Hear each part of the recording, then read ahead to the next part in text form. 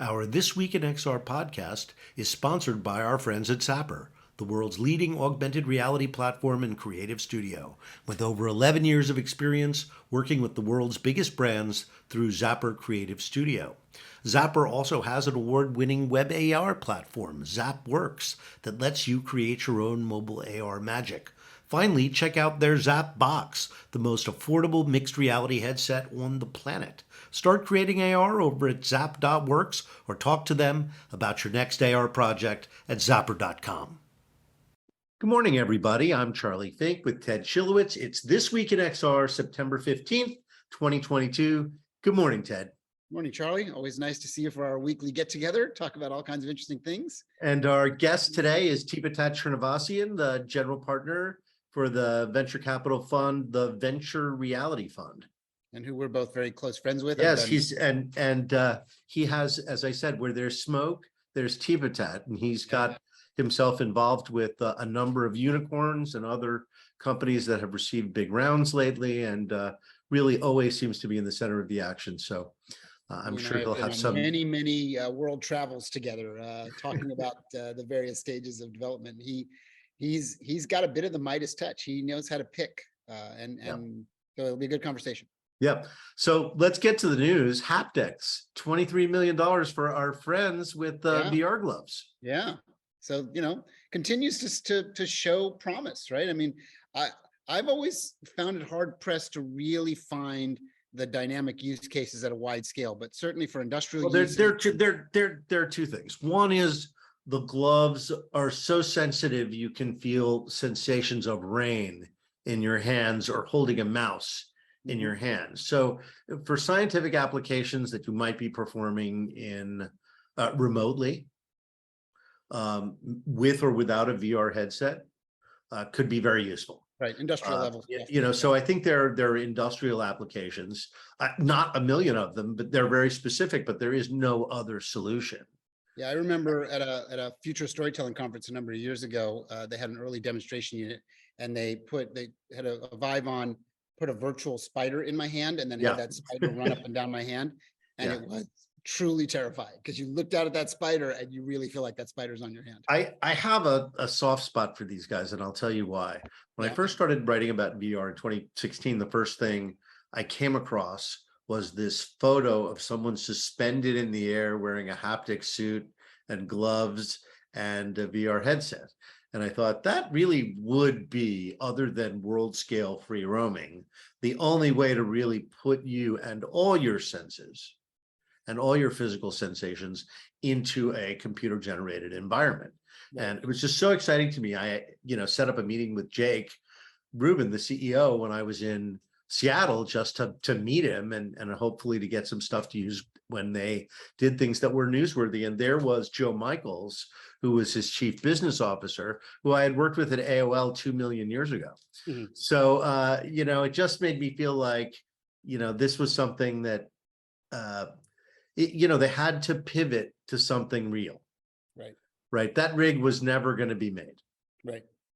And so they ended up with gloves, and I think it was a good call. And it's surprising that there are so few competitors in this space. Well, yeah, and certainly, investment dollars are recognizing that there will be a vertical for this, and they could see a return on the investment, right? I mean, if they could just be made consumer sized, even if they were on the high side of expensive, you can imagine them enhancing VR. But I guess the way we're going is with the outward facing sensors detecting hand motion. So, I don't think gloves a la Ready Player One are going to be the direction. Yeah, probably not a mainstream consumer play, at least not for the near term. So we'll see if they can, do well with industrial use cases.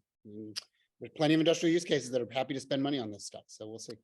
Another financing news this week, Cognitive 3D raises $2.5 million in a seed round. They're a Vancouver-based company, and they collect data from gaze in 3D environments, both in VR and also on other devices. So that's sort of that's another one of those. You mean there are companies that already do this?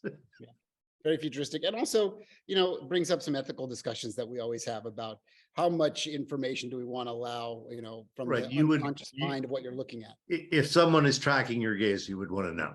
Yeah, exactly. Exactly. This week was the Roblox developer conference. They didn't generate a lot of big headlines, but I thought there was a lot of interesting news in this.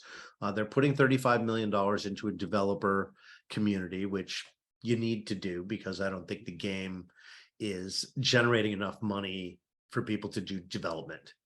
Right. So And I think they've got existing guys who should be growing, and they have to put some wheels under them. They've also got a lot of professional developers getting involved, which is a good sign-ish, depending on what they do. And then they're making their avatars much more expressive. This I thought was the most interesting because it's emphasizing a social part of Roblox. Yeah, the avatar play and the ad that they're going to start. They're going to add advertising, which also will reward people who create entertainment that is not games. Right. So it'll probably bolster the sort of dipping stock price that they've had. And, you know, it's interesting. Well, is the dipping stock price them, or is the dipping stock price the market? It's the market, but you know, it's them as well. I mean, it's all these companies that are a little overblown on how much money can they really generate. So, you know, they've got to sort of prove it out. An ad model is a way to prove it out. I got the feeling reading about the news that they're kind of moving away from kids begging their parents for Robux and hoping the parents are the ones with the Robux. It's going to be a very tough play. I mean, you know, generationally, we know kids do grow up last time we checked, right? And they modify and migrate their gaming platforms to different, more maturity as they grow up. But what was interesting, and I'll refer to our friend Matthew Ball, who always has these really good nuggets about things. And something he mentioned in his book was that Roblox, of all the different interactive companies, puts significantly more of a return on investment back into the development of their product than any other company. And it's part of why they're so successful, is they really focus on the experience and allow developers to cultivate it and allow users to really enjoy it. So I think that's a really interesting leading indicator that they continue to believe in that thesis, that they're not there for overt profits. They're there to find exactly the right profit and the return that they can bring back into their product to make it successful. And that seems to be working for them. It's not a static thing, right? Sometimes you get there and you have to keep chasing and keep pivoting it because it takes a while. Right. So by the time you get there, the game has changed. I think that's a little bit of what's going on with them right now. Yeah. But I like that company. And, you know, full disclosure, I do have a small amount of stock in Roblox. And, you know, I bought it at their IPO price because I think they've got a really interesting thing going that can continue to grow. Yep, so here's a fun story this week, just pure fun. Meta's Cambria, soon to be called Quest Pro. There was an unboxing leaked, but wait, by a guy who works at a hotel named Ramiro Cardenas. He claims to have found the box. And here's the amazing thing. Okay, you found a box and you open it.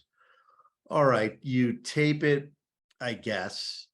But then you post it not on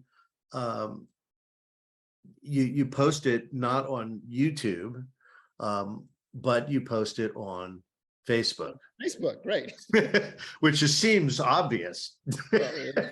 Right, not TikTok. Meta is Facebook, right?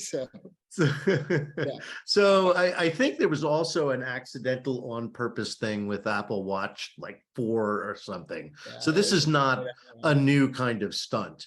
But I find it very, I can't read this story without smiling. Well, I think the most telling part of this is that your average hotel worker was aware enough of virtual reality that he knew that there was something interesting here and he was going to unbox it. Oh, and it said that's a good leading indicator, Charlie. And Cardenas said it wasn't the only device that was left in the room. Interesting. I mean, it's like, oh, there was someone that stupid or hungover. So, I mean, those guys do work long hours, right? So yeah.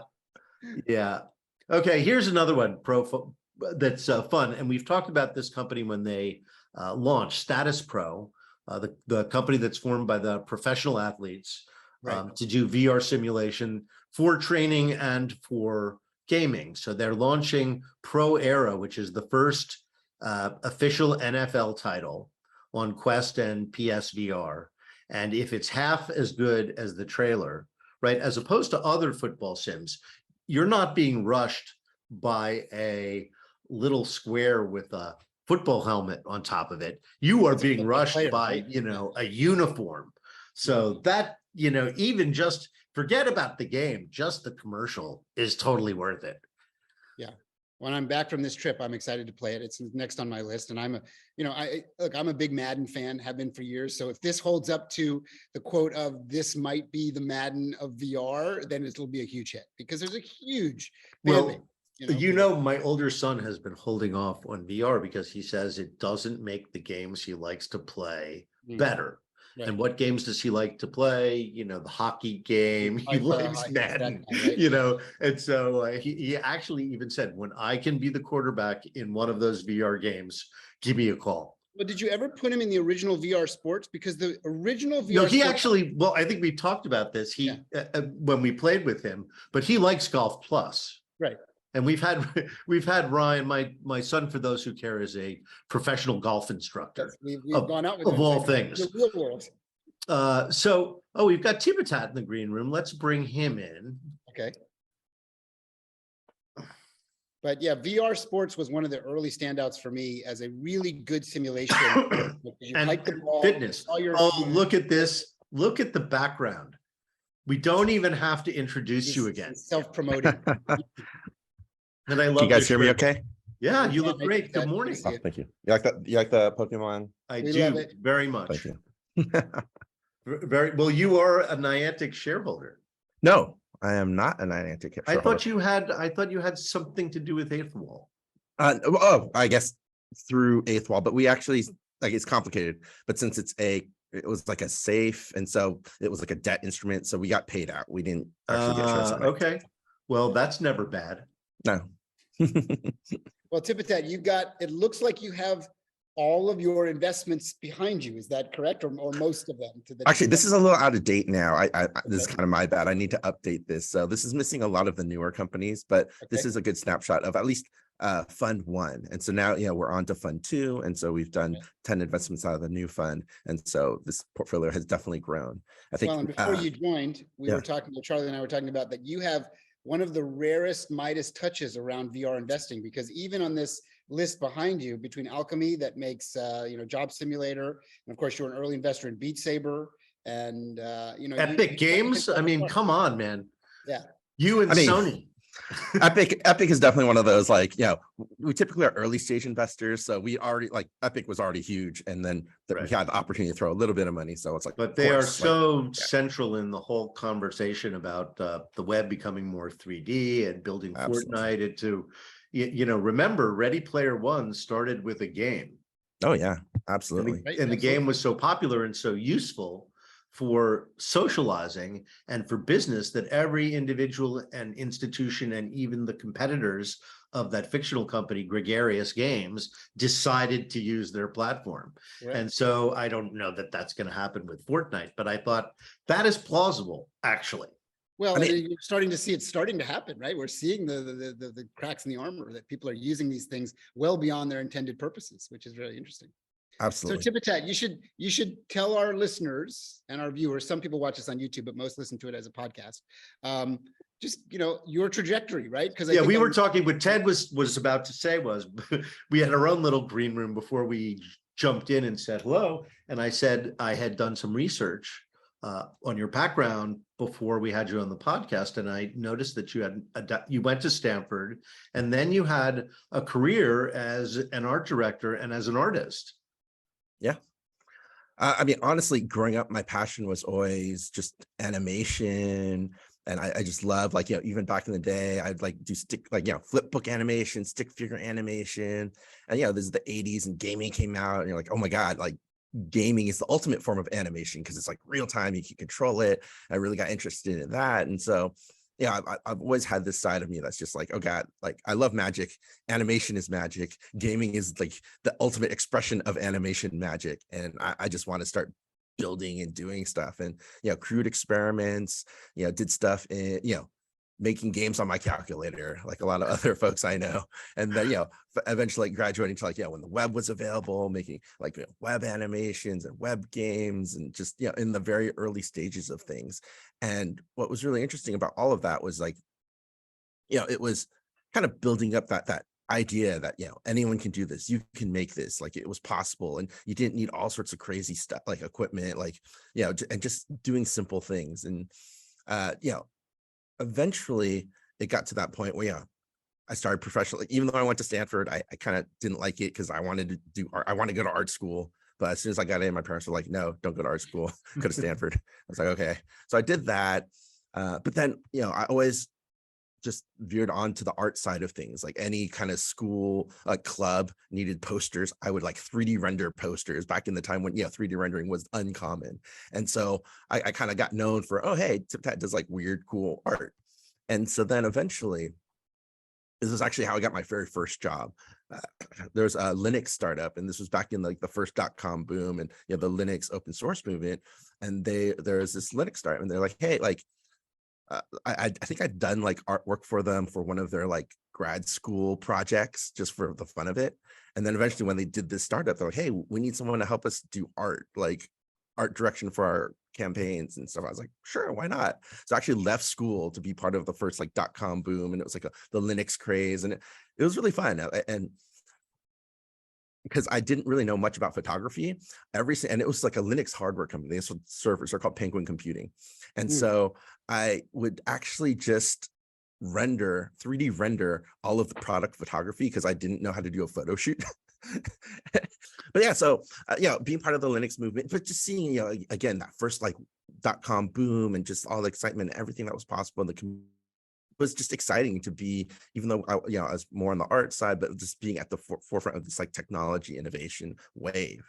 So then, after kind of the bubble burst, I went back, got my degree just to make sure my parents were happy. And then I worked at this really interesting computer vision startup that was started by Matt Bell, who would eventually start, gosh, what's the name of that company? I cannot think of the name of it. That 3D scanning company, Matterport. Matterport, right. Yeah. And so anyways, there I really got to play with like, computer vision, and it was like this real-time interactive projection company. And I got to experiment with all sorts of weird, technology, and thinking again about like frontier tech and that magic. It was almost kind of like the floor of a cave, right? Of an immersive, interactive cave. And just thinking, what's the possibilities? We started playing with like 3D cameras early on. We're one of the big customers, using PrimeSense cameras before they got acquired by Apple. Right. And so I got to see a lot of this like foundation of like AR, VR technologies, right? And then eventually I left that, and the company folded in the 2008 crash. And then I worked at a company with one of my friends who was doing a supercomputing company, and it was just a college friend and just a chance to work with a friend. That company wasn't going anywhere, and we were like, hey, this mobile gaming starting to happen, let's do mobile gaming. And so then sorry, this is really long, you can cut this out. No, I love this. This is exactly what we wanted. But it is that like windy road that you never know what's going to happen and where things are going. But anyways, so my friend and I were just like, hey, let's do mobile gaming. And I was like, okay, but I know art, and my friend knew how to program. We knew nothing about the business side of it.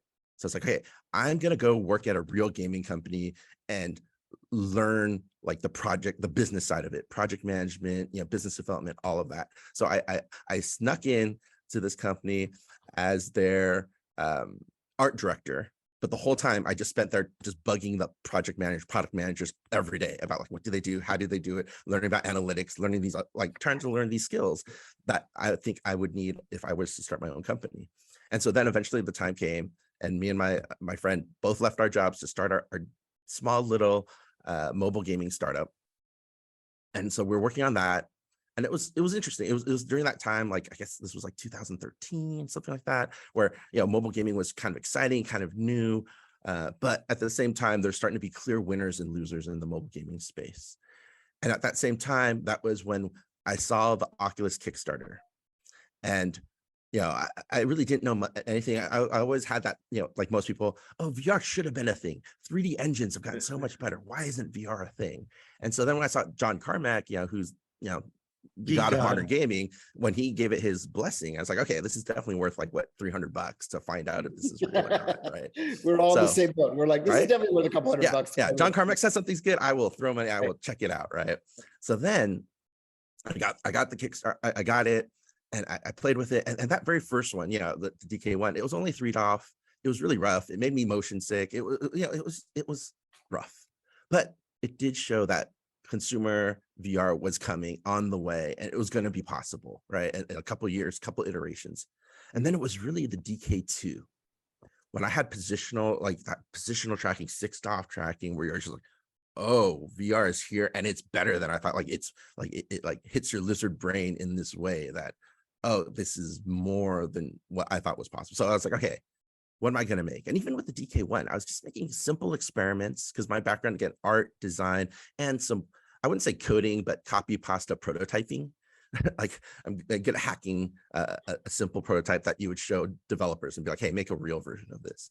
And so just making simple experiments. What would I make? And I remember thinking, God, if you could go anywhere, where would you want to go? And seeing someone had recreated like the Seinfeld apartment. And I was like, why would you want to go to the Seinfeld apartment? It's like, I want to go to the Matrix. I want to like meet Morpheus. I want to like jump off buildings, dodge bullets. Why That's what I want to do. should there be gravity? Yeah. Right. So, you know, just for fun, I made this very rough demo. And this was also too, like trying to play with what I thought was interesting in VR. And this idea that like that scene where Morpheus explains to Neo that the world is an illusion. I thought that was one of the most interesting, you know, presentations. And I thought like VR would be so powerful to make persuasive presentations. And if you could convince someone that the world is not real, then that's a powerful presentation. So I tried to recreate that scene.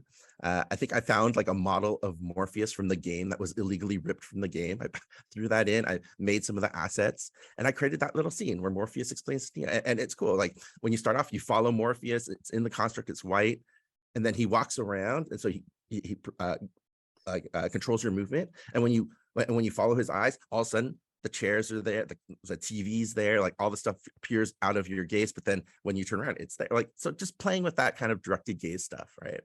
Anyways, so I make that, you know, it's okay, it's rough, but some other folks online that love the Matrix saw it, and they're like, hey, Tipatat, we love the Matrix 2, we love the Matrix 2. What you built was kind of cute, but what if we built something that was really interactive? And so it was with Eric Bale and John Dadley. And they were like, hey, let's make this demo as cool as we can make it. Let's do like 3 interactive scenes. You know, you're going to be jumping across the buildings. You're going to be on the rooftop dodging bullets. And then finally, you're going to do the rooftop or the hallway scene where you stop the bullets. And then it turns into code. And I was like, okay, sounds good. Let's try it. So for nights and weekends, we built this rough little demo. And it was like, gosh, like honestly, It's magic, right? It's like these magic moments where you're like, wow, just like the best scenes. And that idea too of like, we're not watching someone, right? Like our thought too was like, what would a virtual reality movie be? It would be like you would live it. Yeah, you and were it'd be like right. what your dream, how your dream of that movie is. Like you don't dream of you watching Neo, you dream of being Neo and doing those things, right? So this is the big part for me was like, yeah, just programming this. And again, DK2, building this on my Mac, you know, and Eric is a fantastic artist, like AAA games artist working at Arcane Studio. But like even at the prototype, you know, gray boxing level, right? I was in charge of all the code. Eric was in charge of the art, and making that jump program, I somehow accidentally cured myself of my real life fear of heights. Wow. Yeah. And that was my kind of aha moment of like, oh, wow, okay, this is more than gaming. This is the most impactful, most, you know, compelling medium that I've ever experienced. This is the ultimate canvas. Right. And thinking about, okay, what are the possibilities? What can we do with it? And this goes beyond gaming. This, you know, affects how we learn, how we work, how we heal. Like everything will be impacted by this technology. So how did you take all, certainly like what you've described is the dream of most people is follow your passion, follow the things that you love, and good things will happen and you'll make a living at it. You sort of prove that. But somehow, and I wouldn't even say you pivoted, somehow you arc this into like, now you want to make investments in He's other getting to that part. He's getting to that part. Okay. Go ahead. Sorry, go ahead. But that was exactly it though. You're exactly right, Ted. Like I was like, okay, I could be a developer and just like work on a little part of it, or could I try to be more impactful And so my thinking was, okay, no, I want to do more. I don't just want to make games. But I realized like I need to get out there. At first, I just wanted to show people what was possible with VR because most people still weren't really thinking about it. And so I brought this demo with my laptop, and the DK with the cameras, everything, right? And I would just bring it everywhere, to all the meetups, to all my friend's house, to dinners, to all the VCs I met when I was doing my own startup. Like everyone I'd talk to, I would just show, and I would show people in. Like, I remember actually my partner, Marco, I was like, oh, you got to try VR. He's like, I don't know. It's like, he tried the DK one. I was like, no, DK2 is different. And so it was at the parking garage, because he was CEO of a game studio, a game company. It was the parking garage in Menlo Park. And he opened up my trunk and he's like trying it in the parking garage, VR headset out of the trunk. And I kind of felt like a rapper selling mixtapes, like at the street corner, just like hustling, showing people, trying to convert as many people as I could. And so I kind of became known as, hey, there's this guy Tipatat, he has a cool VR demo. And then I was really lucky, like there was a VC that wanted to do like a VR happy hour because VR was hip and cool at that time. This was right when Oculus got bought, but before the Oculus had been released. And so there's a lot of excitement for VR. So then that opportunity to be like, okay, there's a VC, they're doing a VR happy hour. I was there at the table with like 5 other people. I'd never met them before, but I was just there showing people the demo, getting people excited. And then the guy that ran the fund, he tried the demo and he was like, oh my God, this is amazing. I like the way you think about VR. We are thinking about doing a VR incubator, but no one on the team has any startup experience, has any VR experience. Would you be interested in joining as a creative director, helping, choose the companies, mentoring the companies? And I was like, okay. So that was the moment. And what was interesting, like I was honestly doing nothing at the time. Like I'd left, like I'd sold my mobile game startup because I just felt like VR was all I wanted to work on. And so I sold that company.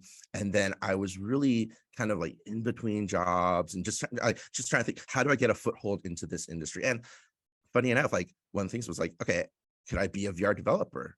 And so I actually worked at Samsung Accelerator, got a contract job as a VR, and I worked for Matt Milkiness, who ended up doing 6D. And so it was just like interesting where it's like, oh, you just don't know where things are going to go, but you just end up doing everything that you can to try to kind of, prove that you can have something to contribute. And for me, a lot of it was exactly what you said, like building stuff, like what was awesome about was Unity's free. I have, a MacBook, $1,000, $1,500. It's not that crazy. I didn't need to run server. You just build this stuff and you put it out there. And then other people start recognizing you, start like wanting to collaborate or will help, promote if you've built something of value. And I kind of just like pushed until I got to this point where now I was helping to run this VR incubator, like VR AR incubator accelerator. I got to pick some of the first companies, work with them, talk to them. And more importantly, I think, when I talk to developers, because I'm a developer, because I had built product myself, I could talk to them on a level that a lot of other VCs just couldn't.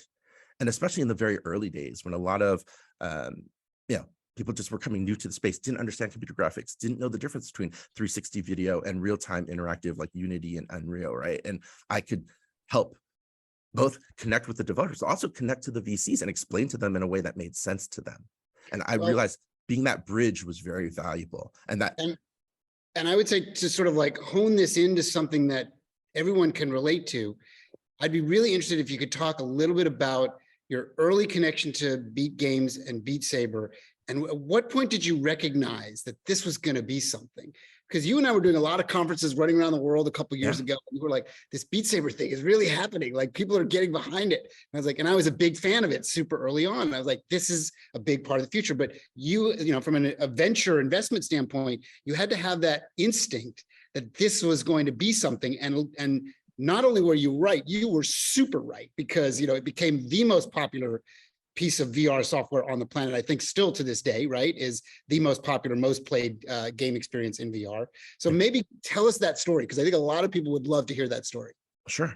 So it's interesting, like a lot of this too, because I love games, I play games, I think about games and game design. I had my own game studio. So a lot of it was trying to think about like, what are good VR games? What makes a great VR game? And a lot of what me and my partner, Marco, who also comes from gaming, we're like, has to be VR native design, especially embracing like gesture technology, has to be, simple, like easy to pick up, hard to master, all these kind of basic things, but things that a lot of games at the time were kind of foregoing. It's like, hey, no, we just want to put Call of Duty or Fortnite into VR. And we're like, no. Like gaming is really about the input more than the display.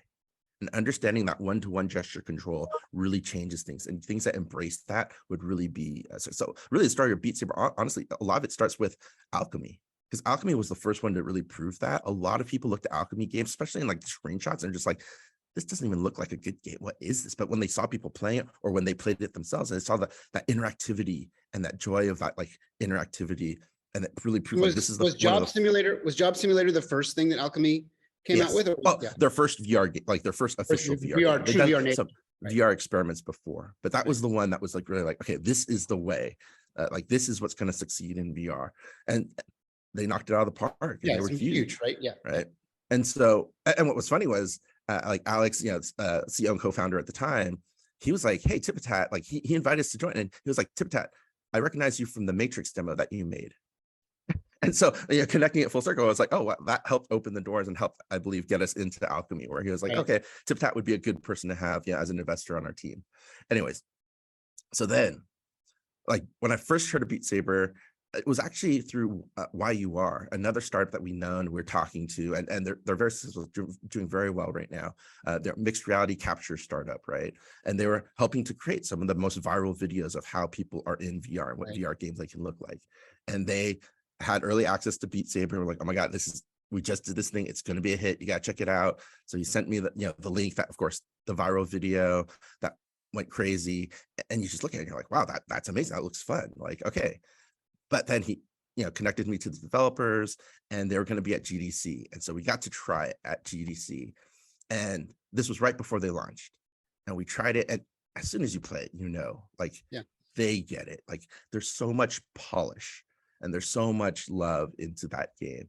And, as soon as they play, I was like, this is going to be huge. I didn't know how huge it would be, but I was like, this is going to be one of the, like, this is definitely the best thing I saw. And what was also interesting too, was every other developer from Alchemy and others that had early access to it, because, the community of developers all talk to each other. They're always like, oh, Tipatat, this is a great game. You got to play. And it's so rare for VR developers who are burnt making their own VR for them to actually play another VR game and actually like push it. So I was just like, okay.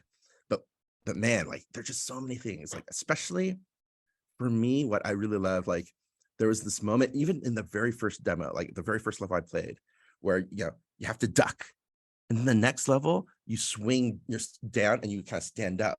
And it's like, oh, wow, they understand body movement and how important body movement is, and the right body movement is to making a great VR experience. And, and I talked to them and they're like, no, we hand map we do all of our own choreography. We don't have an AI analyze it, because we wanted to control the movement and just how thoughtful, and the fact that they're all musicians. And I felt like they were almost doing this thing where they were like blending, bringing this physicality of almost playing a musical instrument, and how they control the beat. And when they said, oh yeah, our CEO, Jaroslav, he actually makes all of the music. I was like, oh my God, that's insane. Like, and what's funny is like, if you just described it, you're like, hey, Tipatat, there's this company from the Czech Republic, 3 main developers, a couple contractors, they're making a music rhythm game. It's single player, and there's 10 songs made by the CEO that are unlicensed, like no stars. You're like, that makes no sense. But when you play it, you're like, oh my God. Yeah, but honestly, so engaging, right? Yeah. Like, you try it and you're like, yes. And what was funny was, and then they've continued to succeed. And then eventually, Zuckerberg played it a lot, and he's like, we should get these guys. And then it got acquired. What's really interesting though, too, is like, and this was all happening during the VR winter, when everyone's like, oh my gosh, VR is dead, like sales weren't that great. Like there wasn't, and I was like, no, like we saw Alchemy, they're making millions. Like it's possible to succeed even in the winter. And so what was really interesting was, I talked to the Beat Saber guys, and honestly, they're almost done with the game. They're like, we don't really need funding. And when they launched, they made like 2 million in the first month, which was unheard of at the time. We're like, oh my God. I mean, this is before the Quest, right? So this is like, this was just on Steam. I think they hadn't even released on PSVR. And so it was just insane to think, okay, if you create something really amazing, definitely the people will come. And so, a lot of them too was saying, hey, Tipatat, we know that you're involved with Alchemy. We know that you'd help them a little bit. Like, we would love your support as well. And so, they didn't need money. But they're like, hey, now that the game actually succeeded wilder than their initial dreams, like they were like, if we could get like $100,000 back, 200, like $500,000 back, we would recoup the cost. Like we'd be happy, like that was their dream at the time, Yeah. And so it's like, now it's like, okay, this is a runaway success. What do we do with it? How do we become a studio, like a big studio? Like what's the opportunity here? And that's where we were able to help them. And especially when, Meta, Facebook at the time keep calling and say, hey, we want to acquire you. We're able to help them be like, hey, okay, this is what you guys are worth. Make sure you get what you're worth. It's a pretty good out. Yeah, you should. Yeah. Right. Amazing. And I see you were also Go ahead, Charlie. in Wave, which is Yes. also, despite a stutter step going on, probably going to be acquired by Meta as well.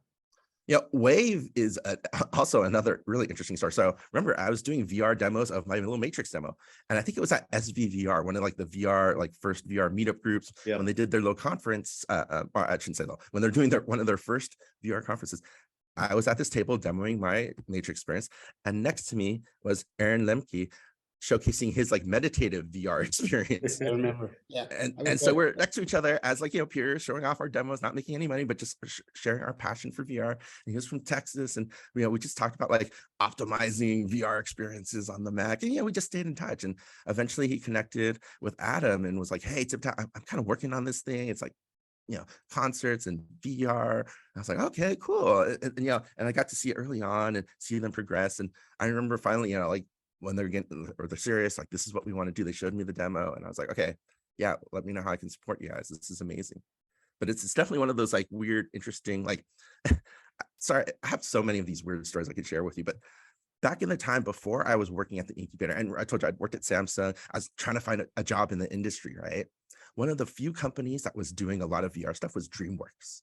And they had this awesome, like, DreamWorks, VR division. And I was like, oh my gosh, like they're one of the few people like that had the money doing crazy, interesting things. Yeah, So our friend Brad Herman was there, who was another early VR native who ended up getting acquired by Apple, right? So he's deep in Apple world now. Brad and Shiraz, right? So Yeah. I applied for a job there with my Matrix demo as my and they're like, Tipatat, sorry, we think you're very interested, really talented, but we don't really need a guy like you right now.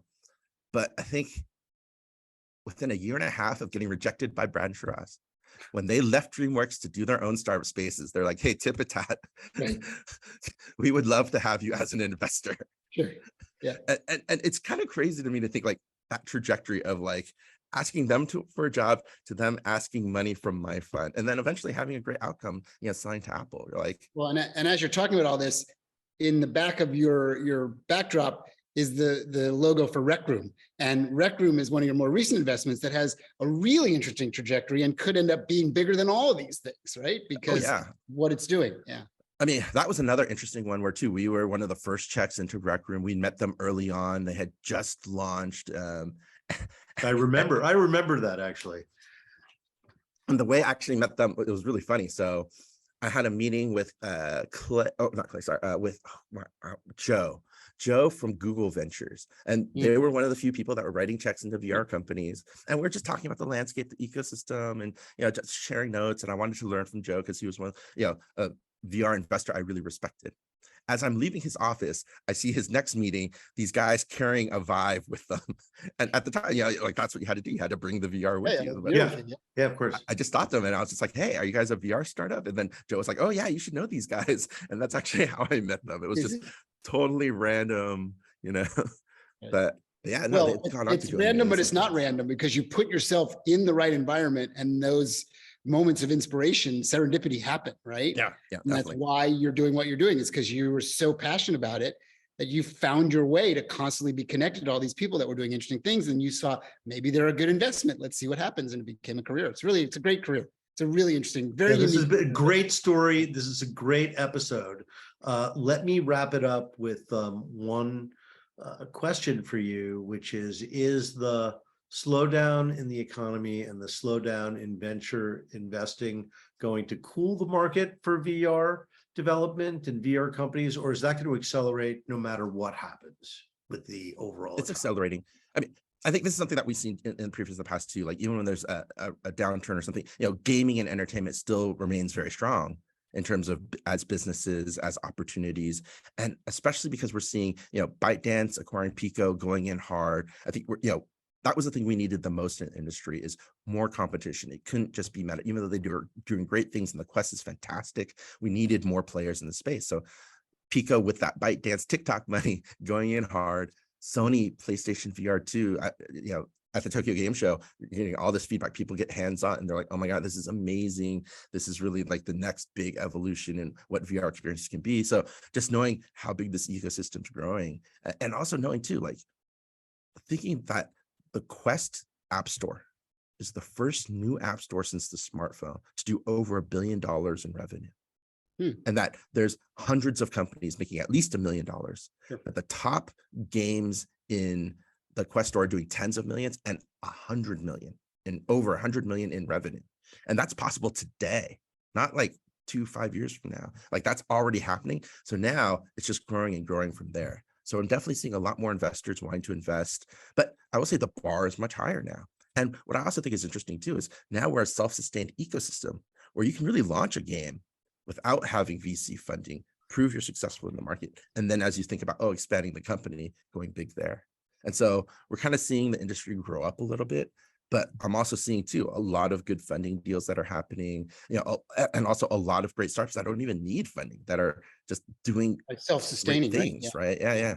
Like I look out there and I just see like these, especially entrepreneurs that I've known through the years, where it's like, okay, they're struggling, they're making it, and the Quest came out, that the audience, that appetite, and now they're making 5 to 10 million in revenue. And it's just like, man, it's happening. Right. Super Wow. cool. Super cool. Tipatat, thank you for a great episode. Thank you for the education. Thank you for everything you've done for all of us in the XR industry, and for being such a great supporter and leader. I've learned a lot from you, and I wish you a great weekend and continued success. Goodbye, everybody. Thank you. And honestly, I feel like I didn't get to say thank you so much for the work that you guys do. Honestly, like it's a lot of this is, going to the conferences, learning from you guys, working together, talking about technology and trends and things that we're interested in, or things that we're like, all of the stuff has helped me so much. So I really appreciate what you guys do. I'm grateful to be part of this community. Thank you for finally having me on. It was really exciting. I know, So you should come back. Overdue. You're definitely someone that I would put in the should be back as a regular club. Tipatat's a good candidate for the year in review, which we do in a couple months. So we'll be in touch. I'm sure we'll see you around. It's great to be back in the reel, by the way. Excellent. Thank you so much, guys. Cheers. Enjoy the weekend.